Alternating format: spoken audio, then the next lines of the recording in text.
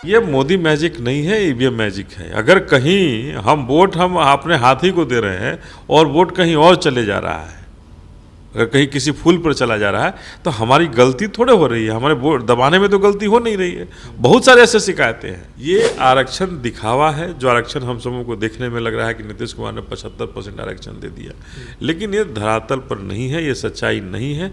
नीतीश कुमार हमेशा काम कुछ और करते हैं, दिखाते कुछ और हैं। ये आरक्षण जो बहुजन समाज को जो मिला है, उसको ठगने का एक प्रयास कर रहे हैं नीतीश। कम से कम 12 सीटों पर हम जीतने का हमारा ये है कि 12 सीट बहुजन समाज पार्टी बिहार के अंदर जीतेगी।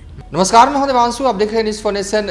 जिस तरीके से 4 राज्यों के विधानसभा चुनाव के नतीजे सामने आए हैं, उसके बाद से कहा जा रहा है कि बिहार में भी मोदी मैजिक जो है इसी तरीके से चलेगा। इस वक्त हमारे साथ बात करने के लिए बसपा के बिहार प्रभारी अनिल कुमार सिंह होंगे। क्या आपको भी लगता है कि मोदी का मैजिक इसी तरीके से बिहार में चलेगा, जिस तरीके से मध्य प्रदेश, छत्तीसगढ़ और राजस्थान में चला है? देखिए, सबसे पहले मैं ये कहना चाहूँगा कि ये मोदी मैजिक है या कोई और मैजिक है, पहले इसकी समीक्षा करने की ज़रूरत है कि आखिर ये कौन सा मैजिक है जो सर चढ़ करके बोल रहा है भारत के लोकतंत्र में। एक समय था जब इसी प्रदेश के मुखिया हुआ करते थे लालू प्रसाद यादव जी, कहते थे कि बैलेट से जिन निकलेगा लालटेन का, मेरे पार्टी का जिन निकलेगा, और निकलता था, लोग देखते थे। जब ईवीएम आया तो उनका जिन खत्म हो गया। तो ये कहीं नया कोई ऐसा तो मैजिक नहीं आ गया है जो केवल मोदी के लिए निकल रहा हो, मोदी की पार्टी के लिए निकल रहा हो, बीजेपी के लिए निकल रहा है। इसका कहीं अध्ययन करने की ज़रूरत है और कहीं ना कहीं इसमें कुछ जो गड़बड़ियां हैं उसको दूर करने की ज़रूरत है। आप ईवीएम पे सवाल उठा रहे हैं। निश्चित रूप से मैं ईवीएम पर सवाल उठा रहा हूं। ये तो इस बार सवाल तो कांग्रेस भी नहीं उठा रही, कोई भी राजनीतिक दल नहीं उठा रही है, लेकिन बसपा उठा रही है। थोड़ा अलग लग रहा है। देखिए, बसपा इसलिए उठा रही है कि आखिर क्या कारण है कि हमारे वोट कहाँ चले जाते हैं। बसपा के वोट कैडर के वोट हैं, हमारे वोट कहाँ चले जा रहे हैं ये हमें देखने की जरूरत है कि हमारे वोट हमें नहीं मिल रहे हैं। तो कहीं ना कहीं गड़बड़ी तो हो रही है कि हमारे वोट कौन सा मैजिक ऐसा है कि हम डाल रहे हैं बीएसपी को और चले जा रहा है कहीं और। ये मोदी मैजिक नहीं, ईवीएम मैजिक हो रहा है। ये मोदी मैजिक नहीं है, ईवीएम मैजिक है। अगर कहीं हम वोट हम अपने हाथी को दे रहे हैं और वोट कहीं और चले जा रहा है, अगर कहीं किसी फूल पर चला जा रहा है, तो हमारी गलती थोड़े हो रही है। हमारे वोट दबाने में तो गलती हो नहीं रही है। बहुत सारे ऐसे शिकायतें हैं। तो इस पर समीक्षा हो रही है, पार्टी समीक्षा कर रही है, तभी विस्तृत रूप से हम लोग कह सकेंगे।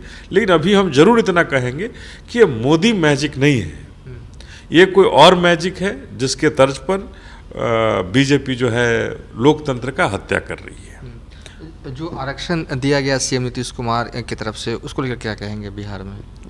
देखिए, ये आरक्षण तो खोखला दिखावा है नीतीश कुमार जी का। अब आरक्षण अगर आप दे रहे हैं, कॉलेजों के अंदर आरक्षण का क्या कोटा है, जरा से एक बार नीतीश कुमार को वहाँ देखनी चाहिए।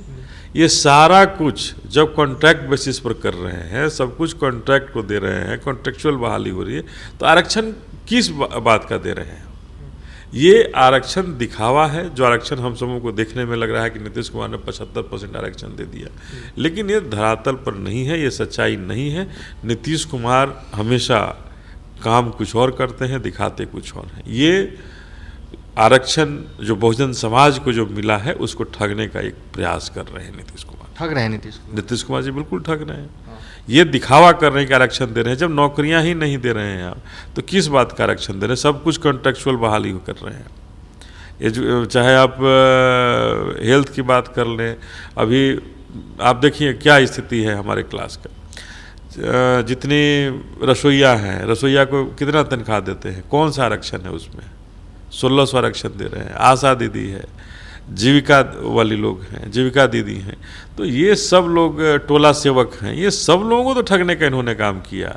सबसे काम ले रहे हैं और किसी को उसका दाम नहीं दे रहे हैं, उसकी तनख्वाह नहीं दे रहे हैं और आरक्षण की घोषणा करते हैं। ये सब दिखावा है और सब्जबाग है, इसके अलावा कुछ नहीं। आपको ये लगता है कि चुनाव में 2024 लोकसभा चुनाव हो या 2025 का चुनाव विधानसभा में हो, नीतीश कुमार को और लालू नीतीश को ये फायदा मिलेगा इस आरक्षण से? तो नीतीश कुमार जी अभी तो बिहार में फ़ायदा मिलेगा कि नहीं मिलेगा, मध्य प्रदेश में भी इनको फ़ायदा मिला है कि इनके उम्मीदवार को 500 वोट कहीं नहीं आए हैं। 500 वोट जिस पार्टी को नहीं आए, और ये तो जातिगत जनगणना के बाद हुआ, इलेक्शन के बाद ही वहाँ चुनाव हुआ है, तो वहाँ जब इनकी पार्टी की कोई हैसियत नहीं हो पाई, 500 वोट इनको नहीं आ पाए, एक कैंडिडेट 500 वोट नहीं ला पाया, तो कैसे हम उम्मीद करें कि बिहार में मिलेगा? बिहार में भी ये हाशिए पर जाएंगे। अच्छा, आपकी पार्टी कितनी सीटों पर तैयारी कर रही है बिहार में, और कितने पे लड़ेंगे, क्योंकि वक्त अब नज़दीक आ रहा है? देखिए, अगर लोकसभा की बात कर रहे हैं तो लोकसभा की 40 लोकसभा सीट है बिहार में, और 40 सीट पर बहुजन समाज पार्टी की तैयारी है, और लड़ेंगे दमखम के साथ।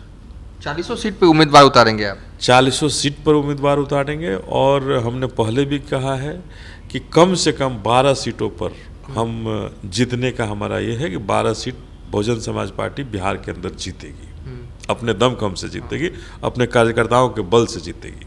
अच्छा, एक सवाल ये है कि आपको नहीं लगता अगर 40 सीट पर आप उम्मीदवार उतारेंगे तो फ़ायदा जो है इसका बीजेपी को हो जाएगा?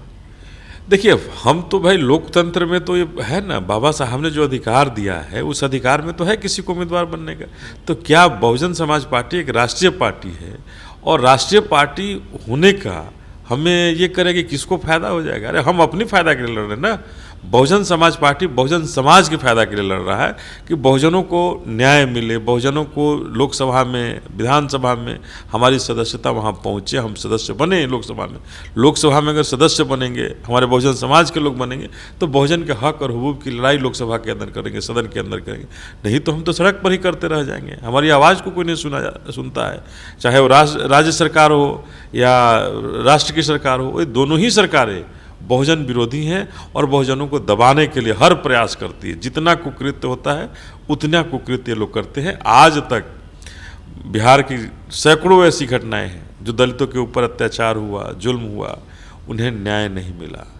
और केंद्र की जो शासित प्रदेश हैं वहाँ भी देखेंगे तो यही हालत है। लोग दलितों के ऊपर पेशाब कर रहे हैं, हम तमाशा बन रहे हैं और हमें न्याय नहीं मिल रहा है। तो ये लोग जो हैं संविधान विरोधी बातें करते हैं। कोई हिंदू राष्ट्र की कल्पना करता है। बहुजन समाज पार्टी अपने संविधान, अपने बाबा साहब के सपनों का भारत बनाना चाहती है, और इसलिए 40 सीट पर लड़ करके कम से कम 12 सांसद बिहार से बनाने का दावा। एक आखिरी सवाल है, कई ऐसे राजनीतिक दल हैं जो ना इंडिया गठबंधन में हैं और जो ना एनडीए का हिस्सा हैं। क्या उन राजनीतिक दलों से आपकी बातचीत खासकर बिहार को लेकर हो रही है? अगर बात करें, व्यापी पार्टी है, जाप पार्टी है, और भी कई पार्टियां हैं, AIM है। देखिए, अभी हम लोग किसी भी रूप में किसी से बात नहीं हो रही है। समय आएगा, बात किया जा सकता है, लेकिन अभी किसी भी दल से बहन जी का निर्देश है, बहन जी के नेतृत्व में हम लोग बहुजन समाज पार्टी के लोग खड़े हैं, और उनके नेतृत्व में ही चुनाव लड़ना है। बहन जी का जो निर्णय होगा उस निर्णय के पीछे बहुजन समाज पार्टी खड़ी होगी, और बिहार प्रदेश पूरा बहुजन समाज पार्टी के लिए ये है, अपने बाबा साहब के सपनों के प्रति समर्पित है, और माननीय काशीराम साहब के उस मिशन को पूरा करने के लिए लगी है। और मुझे पूरा भरोसा है कि बिहार प्रदेश के बहुजन समाज पार्टी का एक एक बच्चा, एक एक सिपाही अपने लिए, अपने परिवार के भविष्य के लिए बहन जी के प्रति समर्पित होकर के बहुजन समाज पार्टी को और हाथी को जिताने का काम करेगा इस लोकसभा। चलिए, थे बसपा के बिहार प्रभारी अनिल कुमार सिंह। फिलहाल अभी तक इतना ही। आप देखते रहिए न्यूज़4नेशन।